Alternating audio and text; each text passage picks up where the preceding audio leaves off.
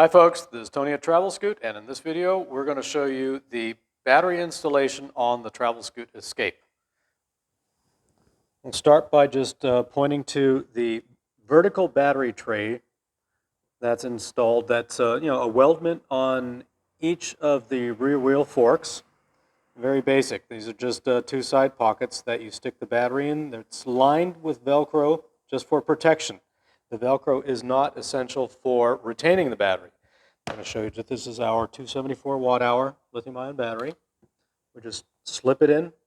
That's all there's to it. And the plug-in remains the same. Reaches around here, plugs in. The wiring with its grommet is free and clear. There's no interference, and the battery is firmly installed and secure.